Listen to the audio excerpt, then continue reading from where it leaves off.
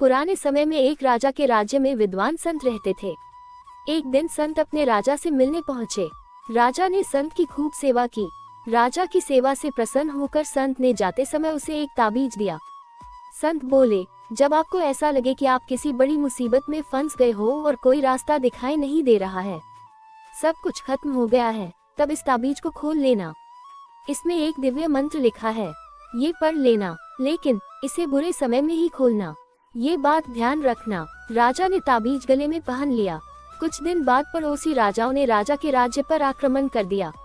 शत्रु काफी ज्यादा थे। राजा अकेला था और उसकी सेना भी छोटी थी। इस वजह से उसकी सेना हार गई।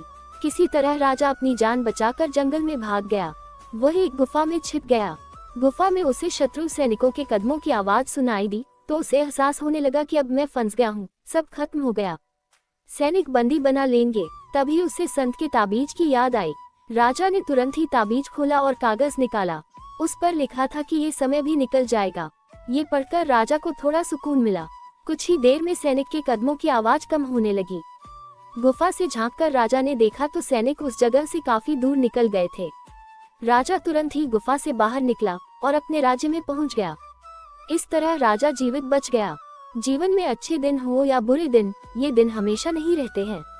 सुख और दुख दोनों तरह के समय में एक बात हमेशा ध्यान रखनी चाहिए कि ये समय भी कट जाएगा। अच्छे दिनों में ऐसे कामों से बचें जिनसे अहंकार बढ़ता है और बुरे दिनों में धैर्य से काम लें। प्रत्येक व्यक्ति के जीवन में अच्छे और बुरे समय आते हैं। अच्छे समय की तो चर्चा सब लोग करते हैं, लेकिन बुरे समय के बारे में प्रायः सभी चर्चा करते हैं। अक्सर लोग कहते हैं कि मेरा समय बहुत खराब चल रहा है, समझ नहीं आ रहा कि क्या किया जाए, कैसे अपने बुरे समय को अच्छे समय बदलूं। लेकिन मित्रों, सच तो ये है कि दो चीजें ऐसी हैं जिसे बुरे समय में जरूर करनी चाहिए। भगवान श्री कृष्ण ने गीता में बुरे समय के लिए क्या कहा है, इसे आज हम एक कहानी के माध्यम से जानते हैं। एक गांव में एक बहुत ही गरीब किसान था। वह बहुत गरीब तो था, लेकिन मेहनती और खुश था। वह रोज सुबह उठकर मंदिर में जाकर केवल 10 मिनट भगवान के आगे हाथ जोड़कर प्रार्थना करता था। उस किसान की पत्नी भी हर रोज उसके साथ मंदिर जाती थी।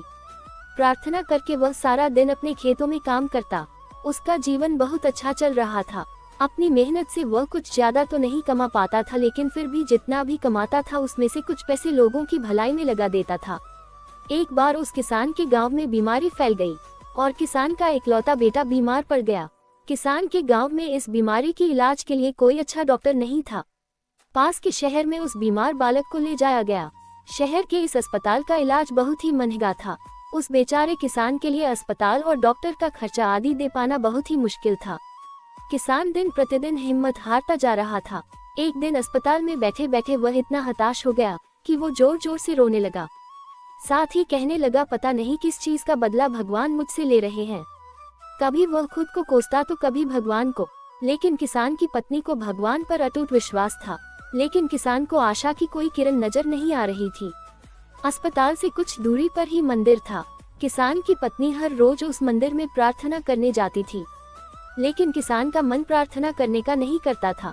डॉक्टर ने उस किसान से कहा, बच्चे के इलाज के लिए 10,000 रुपए की आवश्यकता है, पर किसान के लिए इतनी बड़ी रकम इकट्ठा कर पाना बहुत मुश्किल था।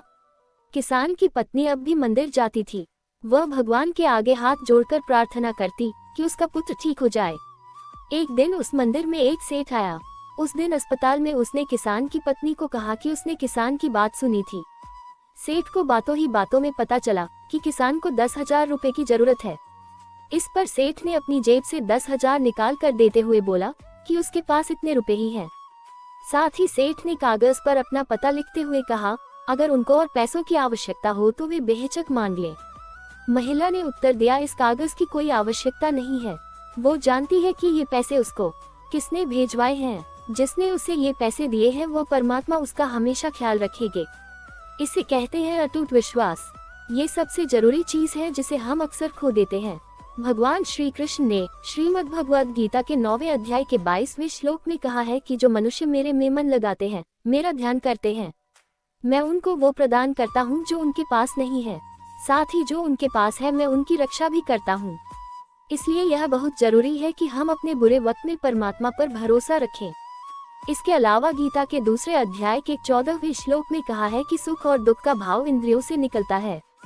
ये मौसम के समान है, यानी ये सुख और दुख दोनों ही हमेशा नहीं रहेंगे, इसलिए हमें सुख और दुख का समान भाव से सामना करना चाहिए। प्रिय भक्तों, हम आशा करते हैं कि यह धार्मिक जानकारी आपको पसंद आई होगी। प्रिय भक्तों, आपसे निवेदन है कि कमेंट में जाकर राधे राधे अवश्य लिख दीजिए, और अगर आपने अभी तक अपने चैनल मॉरल माई स्टोरी को सब्सक्राइब नहीं किया है तो सब्सक्राइब का बटन दबा दीजिए। इन्हीं शब्दों के साथ हमें आज्ञा दीजिए। जय श्री कृष्णा।